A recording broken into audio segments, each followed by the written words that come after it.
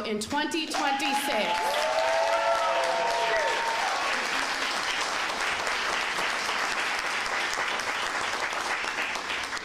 Before we get started, I just wanted to extend a special thank you to Norman. I'm not sure where Mr. Norman is in the room, but thank you so much for having us. So the speaking order for today's program is as follows. First, we will hear from the 57th Mayor of Chicago, the Honorable Brandon Johnson. Following Mayor Johnson, we will hear from Illinois State Governor, the Honorable, J.B. Pritzker. Following the governor will be the President of the Illinois State Conference of the NAACP, Theodis Pace. NAACP National Board of Directors member and National Convention Committee Chair, Michael Turner. We will then have Deputy Director of the Illinois Department of Commerce and Economic Opportunity within the Office of Tourism, Daniel Thomas. Following Mr. Thomas, we will have Choose Chicago's Board Chair, Glenn Eden. We will then have the Metropolitan Pier and Exposition Authority's first Black woman CEO, Larita Clark.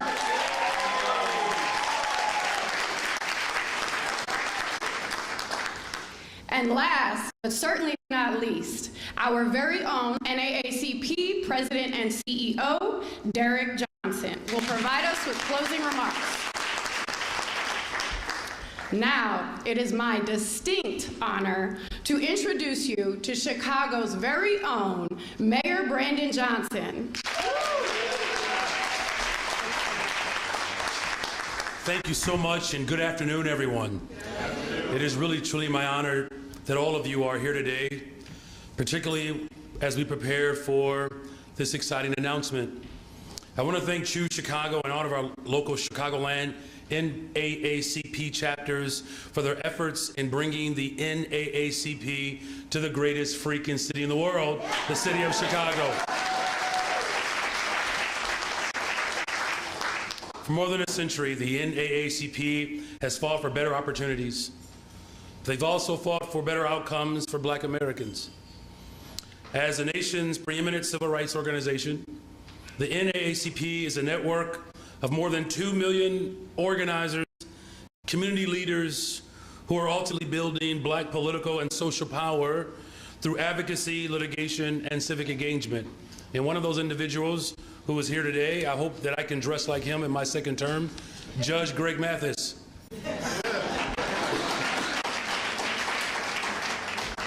Would also be remiss if I did not acknowledge the fact that we have an incredible leader as Speaker of the House. I'm sorry, Mr. Governor, but I will like to acknowledge House Speaker Chris Welch.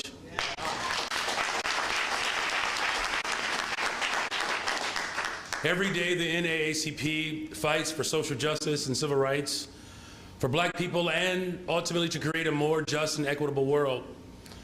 And while they have made great strides in their fight, we all know that there is still much more work to do.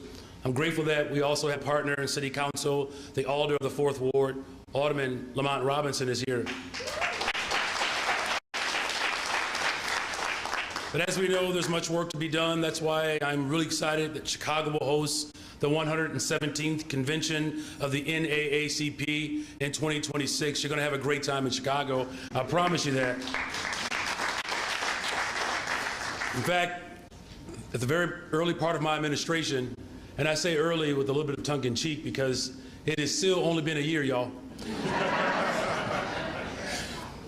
I went to the 114th convention in Boston with the goal of hosting the NAACP right here in Chicago. And apparently it worked, like many of the things that I'm doing since I've been in office for only a year. The convention brings organizers, influencers, change makers, leaders, scholars, entertainers, creatives, and many more bring them all together to network and exchange ideas. The NAACP National Convention provides an open and welcoming space for attendees to discuss their ideas and, of course, respond to ongoing pressure. In closing, it's the ideas that are born from this convention or these conventions that turn into impactful action throughout the year. And it's these actions that will continue to uplift, empower, and support and protect the Black community, which ultimately provides liberation for all. So very proud, of course, of the hard work of the NAACP, and with that, I'm also proud to now bring to the stage, I believe it's Governor J. No period, B. No period, Pritzker.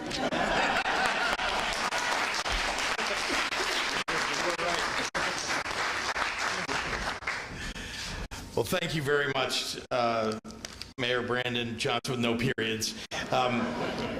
It is always a pleasure to be with you. It is honestly thrilling to be with you, particularly this afternoon for this occasion. I'm very proud of the work that the city and the state have done together to deliver the Democratic National Committee to the city of Chicago, but our partnership is delivering the best political convention this country's ever seen, and now we will take the expertise and the partnership that we've developed and apply it to another incredible event that will benefit the people of Chicago and the state of Illinois, and that's the NAACP Annual Convention. As a life member who joined almost 30 years ago, I'm very proud to be a part of this really momentous event that we're announcing today. You know, the 1908 Springfield race riot is often cited as an inciting event that led to the formation of the NAACP. This tragic and ugly part of Illinois' history serves as a reminder that the persecution, the inhumanity, and the discrimination that Black people experienced for 400 years across the United States wasn't just a phenomenon limited to southern states. Illinois, too, was afflicted with the disease of racism. Just this week, President Biden announced that he will designate the site of the 1908 riots in Springfield as a national monument. In Illinois, even as we work to move forward, we must never forget the past and the history that we are still reconciling today. While we host the NAACP convention, Illinois will affirm our commitment to advancing racial equity and the work that still must be done to advance economic and social justice for the Black community here and across the entire United States. We ought to be the epicenter of that endeavor. And at least when it comes to the NAACP annual convention in 2026, we will be. So, yeah. So I want to thank the leaders of NAACP for choosing Chicago and the great state of Illinois. And now it is my great pleasure to introduce and turn this podium over to the Illinois State Conference President, Theodis Pace. Theodis?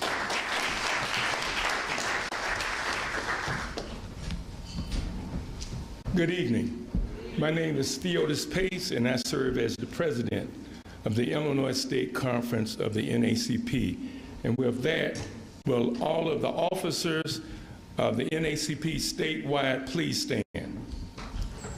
President Brinson, President Neighbors, please stand. All NAACP members. We are proud to announce our ongoing partnership with Chicago Choice Initiative and the Illinois Department of Commerce and Economic Opportunity Office of Tourism as we prepare to host the 117th National Convention to be held here in Windy City, 2026. Over the next 2 years, the collaboration will be instrumental in advancing our shared commitment to racial equality, civil engagement, and equity across the state of Illinois. At the 117th convention, we will be engaged in critical discussions on these issues and advocating for supportive policies that drive meaningful changes. We anticipate welcome delegates from across the state, Illinois, Wisconsin, the Region 3, and participants in Chicago, where we will continue to fight for justice, equality for all. following in the footsteps of Chicago heroes such as Ida B. Wells, Harold Washington, who dedicated their lives to the struggle of equality. I want to thank you. I want to bring to the podium our National Board member, Mr. Michael Turner, and also chairman of our convention. Thank you, Mr. President. Good afternoon. As said, my name is Michael Turner, and I proudly serve as a member of our NAACP National Board of Directors and chair of the National Convention Planning Committee. 30 years ago, the NAACP National Convention descended on Chicago, convening 40,000 Black Americans, including individuals like poet Maya Angelou, singer Stephanie Mills, and actor Danny Glover, and one of my heroes, baseball legend Hank Aaron. We even had the honor of hearing satellite remarks from none other than South African President Nelson Mandela. As we convened in 1994 under the theme of accepting the torch, no one could have predicted what was to come. While Chicago had already elected its first African-American mayor, who knew that it would become the home of our first ever Black president, Obama? Since 1994, we've most definitely accepted the torch, excelling our community to the highest levels of office, enacting the progressive change necessary to redefine the Black culture looks like. And now we join here today, just 4 days away from witnessing the first ever major party nomination of a Black woman for president.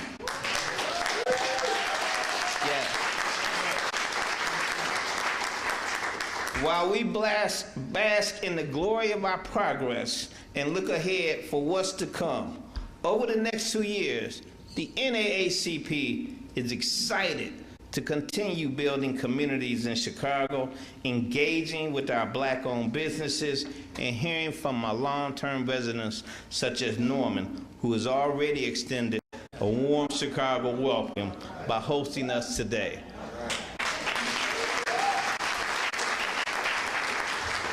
But I personally want to say thank you to two major people responsible for this. Mr. Mayor, in Boston, you told me you would do whatever it would take to get us here. Governor Pritzker, you hosted us for lunch or breakfast a year ago, and you too said you would do whatever it would take to get us here. You both stood up to what you said, and we are here today because of your commitments, and I applaud you.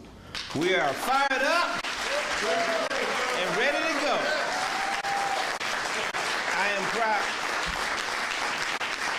I am proud to now turn the mic over to Mr. Daniel Thomas. Well, Michael, thank you so much. Good afternoon, everyone. My name is Daniel Thomas, and I have the great honour to serve as the Deputy Director for the Illinois Department of Commerce and Economic Opportunity Office of Tourism. I'm absolutely honoured to be here with you all today.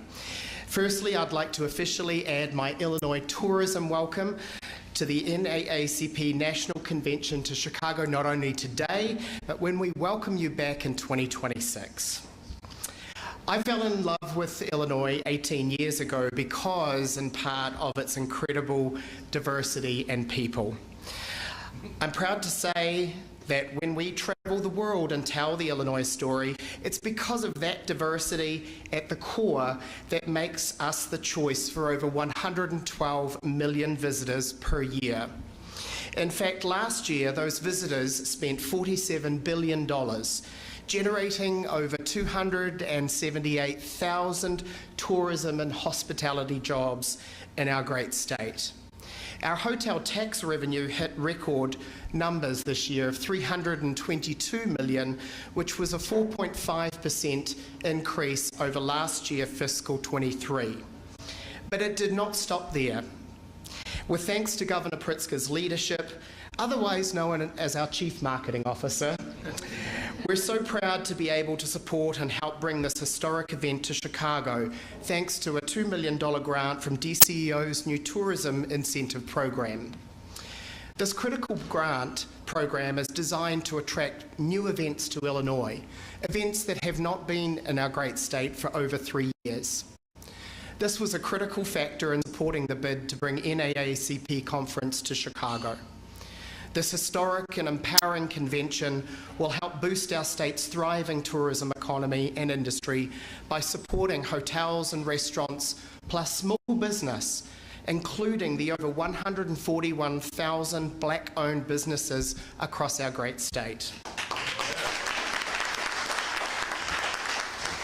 Projected to bring over 10,000 attendees to Chicago, the conference is estimated to have an impact of over $27.5 million.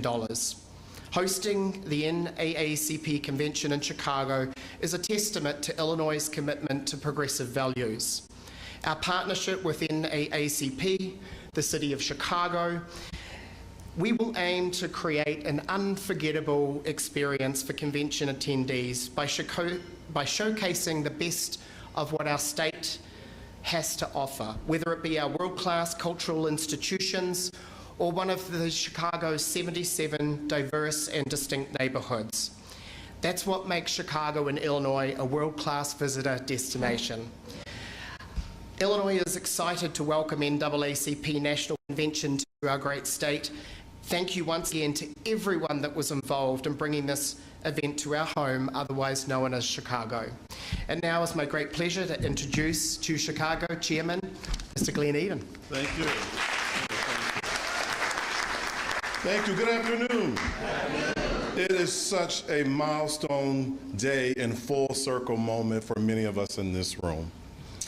I had the opportunity and honor of attending the NAACP's board member meeting in DC, Washington, D.C. recently, where the board decided to select Chicago as the host city for the 2026 convention. It was an enormously proud moment. And as I said in that meeting, the partnership that you're going to continue to build with our city and state is going to feel more like a significant long-term investment in NAACP's mission and values in 2026 and beyond, and not a transactional short-term relationship like you had in some other markets.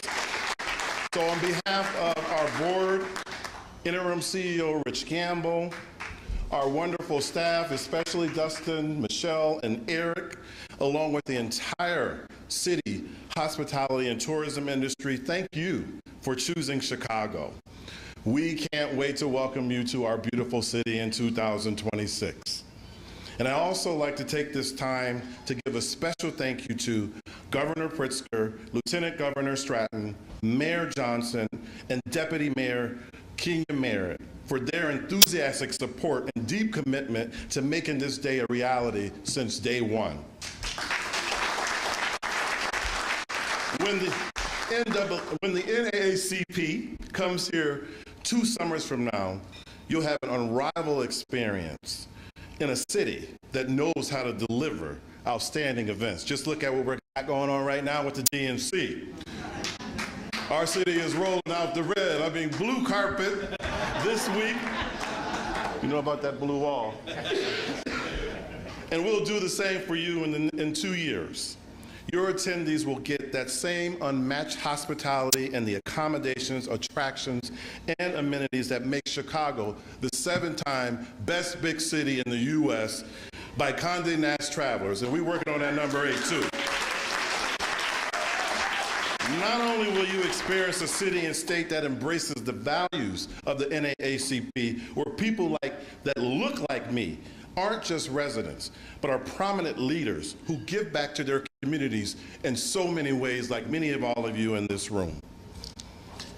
It's what makes and it drives our authentic approach to tourism and hospitality, and will be front and center during your time in Chicago.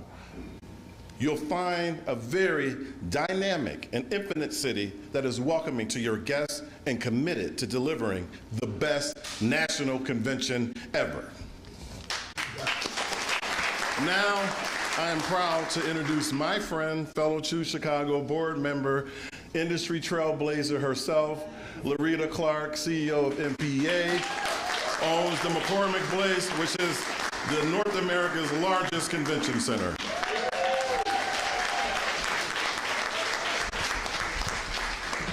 Well, good afternoon.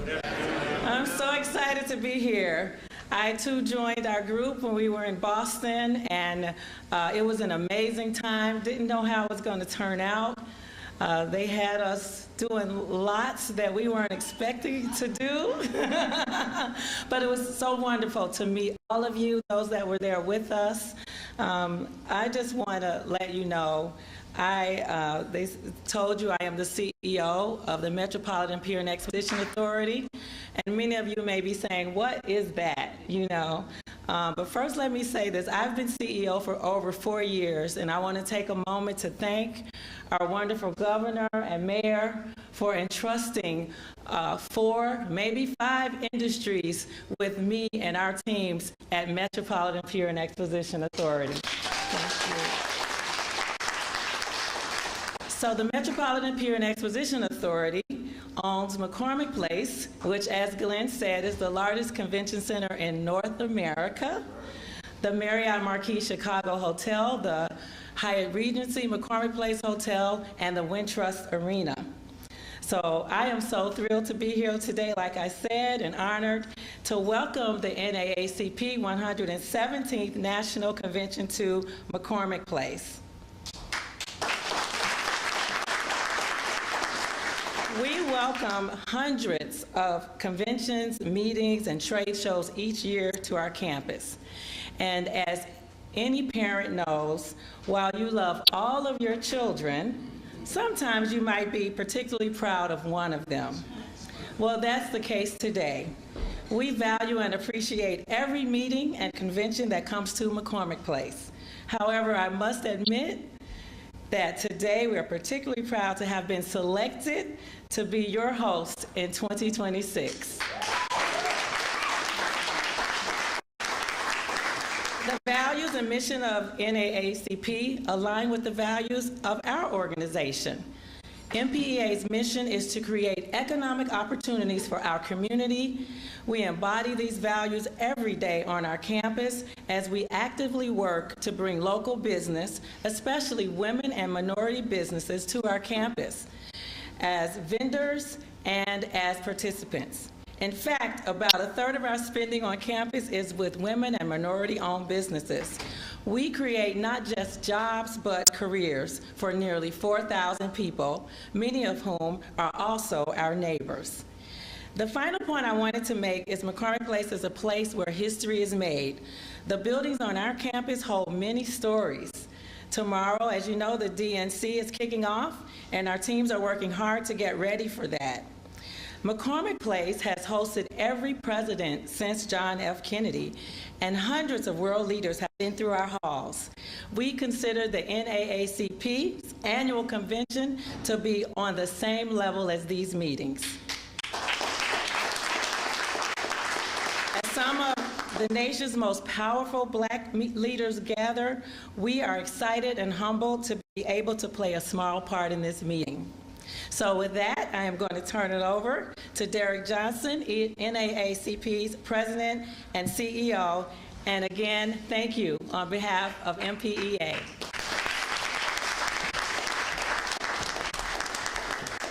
Good afternoon. Good afternoon. On behalf of the NAACP, I'd like to extend our thanks to Mary Johnson, who I've actually known for over 10 years before either one of us had the titles we currently hold, and my hair was a lot blacker than what it is now. To Governor Pritzker, to Congressman Jackson, who I had the opportunity to spend time with on last weekend. I think he left out.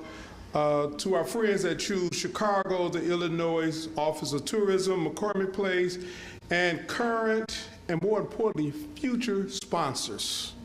We need your support. And all those who have made time to join us today. I want to acknowledge our staff who is here. If you're on staff at NAACP, please stand. Let's give them a hand. This is a hard-working group.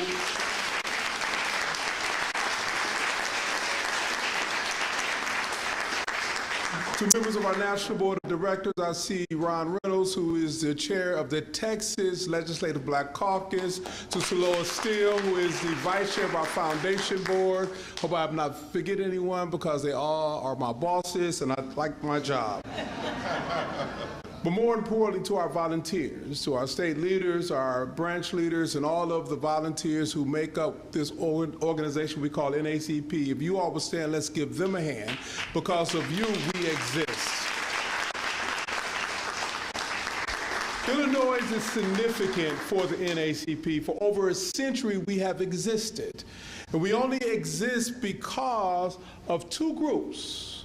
One that formed in 1907 in Niagara, Canada, and they decided they needed to address the race question. Individuals who realized that the promise of America was not being guaranteed towards their rights. Although many of their ancestors and some of them took up arms to save the Union, we began to see a rash of terrorism across the country, on average a lynching a day. But it was one race riot right here in Illinois, in Springfield, Illinois, in 1908. Another set of individuals, many of whom will be considered white today, but was not considered white then because race is a social construct. That if you was Jewish, you was not considered white. If you was Irish Italian, you was not considered white. If you was anything other than a white, Anglo-Saxon, Protestant, and for that matter, male, you was not considered a part of the power dynamic. And as a result of that race riot in Springfield, Illinois, one group called the other and said, can we meet to form an organization that will be an advocacy organization to advocate for public policy to ensure that equal protection under the law will be afforded to every citizen in this country. That even if you was not a citizen, you should be treated with human dignity. It is a job of the NAACP not only to serve out our mission to ensure that democracy work for everyone. So it is no accident that we're having this press conference today as the Democratic Convention convenes this week. Let's be clear, we are nonpartisan, but we are political as hell. As we should be. It is also important to note that it's been 30 years since we have convened here in Chicago, and I was at that convention. I was a little frustrated being in Chicago, Judge Mathis, because we're Detroiters, and the Chicago Bulls started beating Detroit. We didn't like that part, right? But with that said, it was for me eye-opening to be at that time my third national convention and see individuals like Aristide come through here, Nelson Mandela come through here, and so many other national dignitaries. Why? Because the voice of the black community has always come through the NAACP. And so we in Chicago, some of us who live in Mississippi like I do, we call it North Mississippi because so many of us are here. So many migrated here from the South looking for opportunities, looking for something that our Constitution promised to them. Some of them had to flee from the South, like Ida B. Wells. Coming here, we drove down Ida B. Wells Street, one of our founders of the association, and an individual that we recognize because the power of black women is undeniable. And so now we're here 30 years later. We'll be here 30 years later for the 117th National Convention. The mission is the same. The goal is clear. We must fight to make sure democracy works for all and that every citizen is treated with equal protection of the law, and every human being, regardless of their citizenship status, should be treated with human dignity. Let's stand together, let's work together, because we will win together if we do so. We cannot allow the forces of otherisms to take hold in this country and create a level of tribalism that would cause all of us harm. And it's only through our collective effort that we will be able to live out to that social contracts commitment that we call the Constitution. And it's with that spirit that I thank you all, Chicago and the state of Illinois, for welcoming us here and we look forward to being here in 2026. Thank you.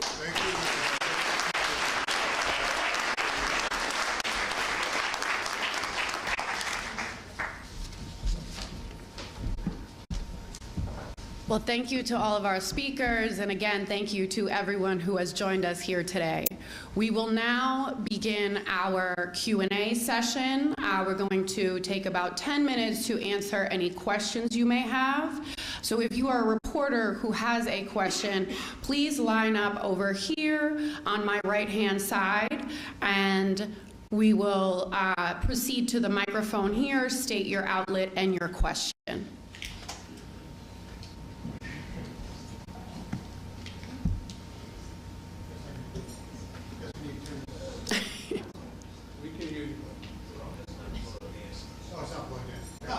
Okay, well, here, I can give you this. Can they hear me up there? We can. Now everybody can hear me. My name is Craig Wall. I'm the political reporter with the NC7 in Chicago. Kind of a two-part question, I guess, for the mayor, if we could, just about the importance of this, but also wanted to touch base about the convention. Mayor, what does this mean just to you and for the city? It's kind of a double win, if you will. We were getting the DNC and now getting this convention coming in 2 years. Well, thank you for that question. And just for clarity, President Johnson and Your Honor, Judge Mathis, the wins that you did have, we had to send a West Sider to Detroit to make sure that you all got championships.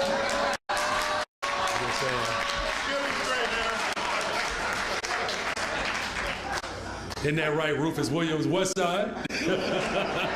That's right, Mark Aguirre, we had to attend too.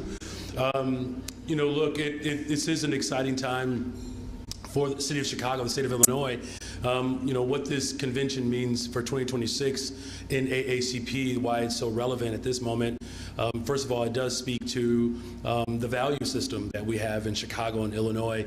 I mean, we are the vanguard for that which is just, that which is righteous, and that which is just. There's a long history, as you know, in the city of Chicago. The consciousness of the country was raised through the writings of Ida B. Wells. Reverend Jesse Jackson said, "Keep hope alive," which paved the pathway for Yes We Can. So it's really just on par. Everything that is historic comes out of the city of Chicago, whether it's Carnegie Steel, the Model T, electricity came to life at the World Fair. So this is very much consistent, which is also, you know, in line with the DNC. Once again, the city of Chicago will be at the forefront as we launch this world into a new historic future with electing Vice President Harris and a former social studies teacher, Governor Walz. And how do you follow, just connecting this back to the DNC? Obviously, the delegates who haven't already arrived will be arriving today. A lot of celebrations going on tonight, and then get down to business this week. What do you want those coming into town to really see and feel? And talk about your hopes for the convention? Yeah, well, I want them to experience and see the soul of Chicago, one of the most diverse places in America. But I also want them to recognize that this is the best place to do business. Since I've been in office, first 15 months, $20 billion of investments with the work of Governor Pritzker and the legislature. We have quantum computing come to the southeast side of Chicago. It's a multi-billion-dollar investment. Yeah. Right on the west side of Chicago, there's a $7 billion investment right around the United Center for Affordable Homes and expanding more green space. The $1.25 billion investment for economic as well as community development. For my administration, the largest investment in that regard in the history of Chicago. So I want people to be able to know that the city of Chicago is certainly open for business, and you can be open for business and be pro-worker. We have the most substantial, expansive paid time off ordinance anywhere in the country. The people of Chicago asked for a day off. I gave them 10. We abolished sub-minimum wage, which has its vestiges to slavery, where every single tip worker will now receive a raise as a result of our work. So I want them to be able to experience and feel and see all of that, and make sure that no one who comes to the city of Chicago, if I catch you with ketchup next to a hot dog, you better have some French fries with you.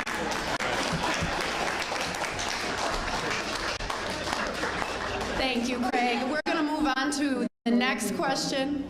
I'm sorry. Sure. Governor, would you like to take a question? Happy to. Governor, can you just, here we are on the eve of the convention, you all have been preparing this for more than a year, 16 months maybe. Can you just speak to your feelings and how, if you feel like Chicago is ready safety-wise and if Chicago is ready for what is going to be a big week for Democrats? Yeah. Well, it's a big week for the country.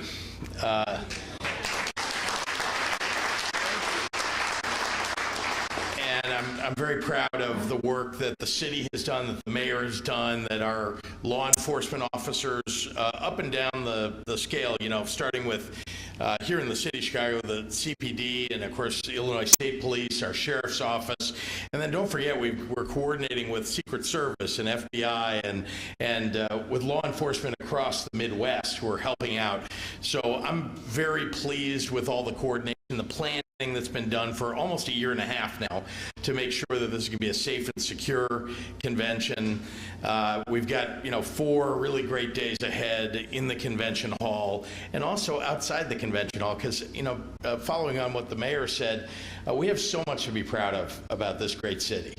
And one of the things we have to be proud of is the people of this city are good and decent and honorable people. And the hospitality that our visitors, the 50,000 people that are coming to this city are going to feel is, what I think we sometimes take for granted, but we know that it's special. And so when people come here, those 50,000 people, and they visit here and they experience who we are, not only are they going to want to come back to, experience all the things they saw this week, but also they're going to want to bring their families and spend more time.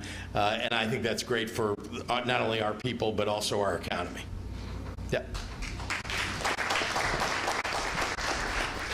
And I know we're all very excited about the convention happening this week, but we are here to celebrate our 117th convention, so we prefer to keep questions on topic. And I apologize in advance, but I do have to follow up with the governor just on what Craig had asked. We've gotten word that there are about 150 or so National Guardsmen and women that have been called to be on standby. And Governor, you said in the past you did not think that this event would need the National Guard. Can you confirm that they are here on standby and what changed and led to that decision? Yeah, I'll try to be quick so we can get back to on topic. But I've never said that we wouldn't have any National Guard. Just to be clear, we have about 250 military police. They're trained to be police. I want to be clear with everybody. National Guard are not, generally speaking, trained to do crowd control or trained to arrest people. That's not what they do. They're trained to, to be Army soldiers and Air Force. That's what National Guard do, and they get called up for international service and sometimes in the state of Illinois when we have emergencies. They are really on standby. They are, at the perimeter.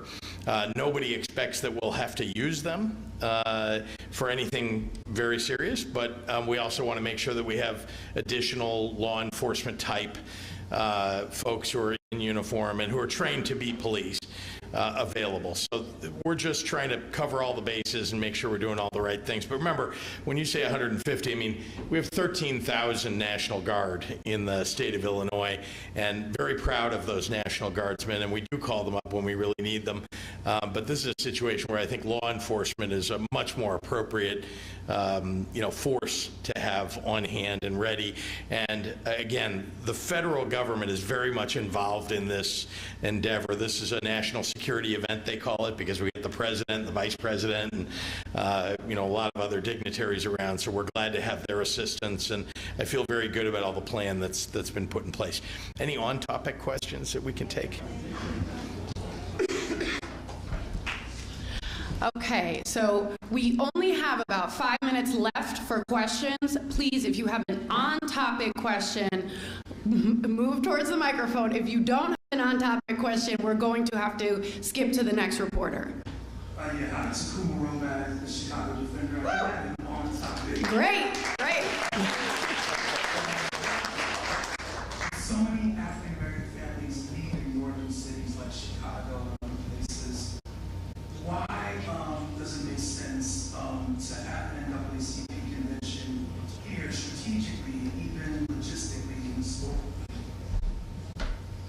African Americans, we are in all 50 states.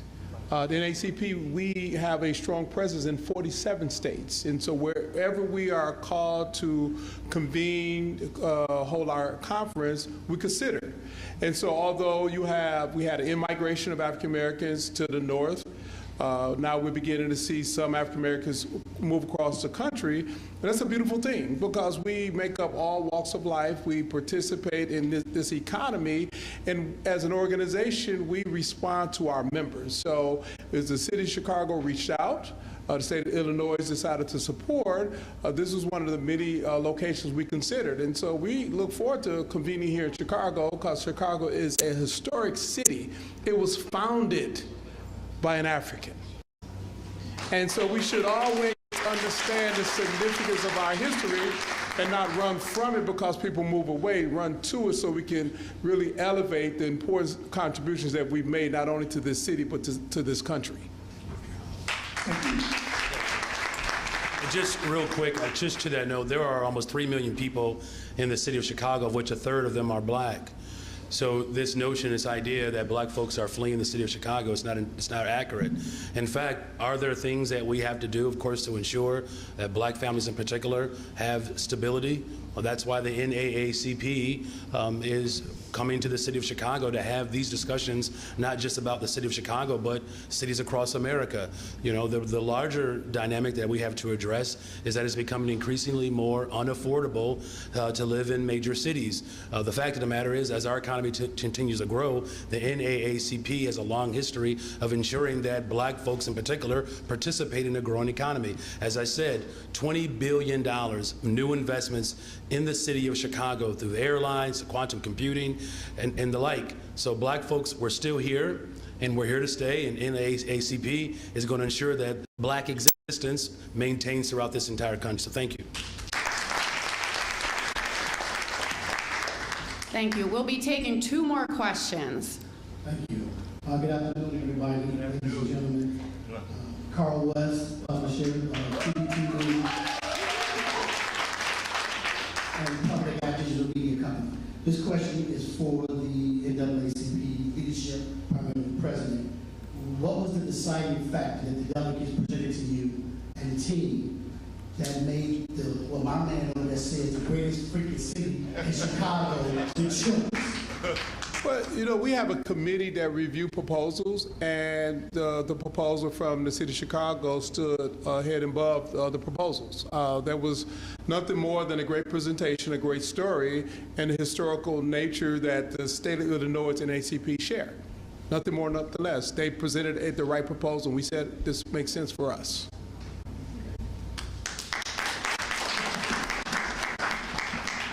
Okay, last question. Please state your name and your outlet.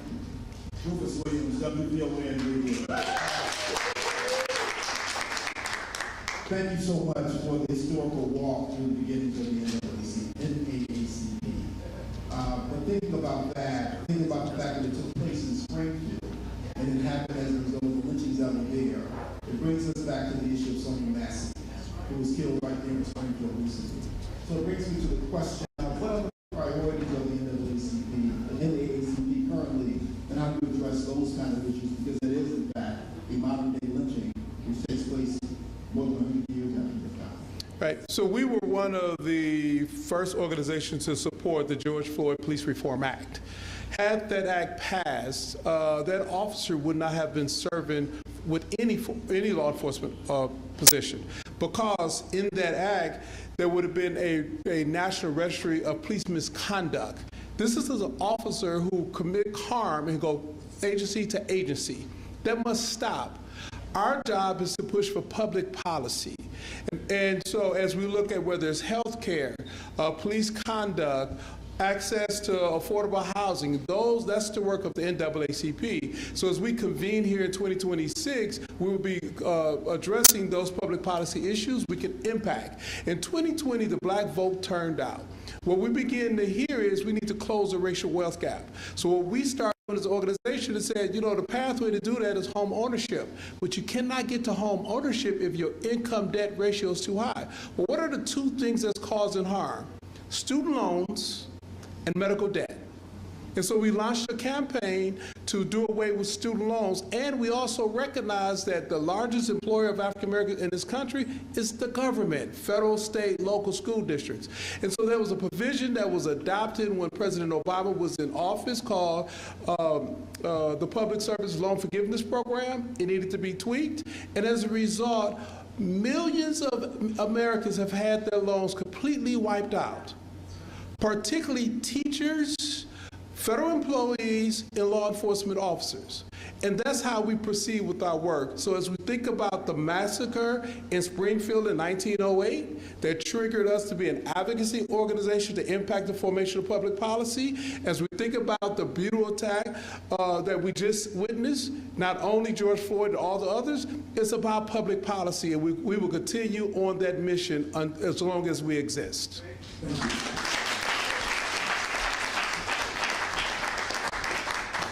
Thank you so much, and thank you to everyone who has joined us today, our esteemed leaders, our board members, our state conference members, our partners at Choose Chicago and McCormick Place. I know the convention is 2 years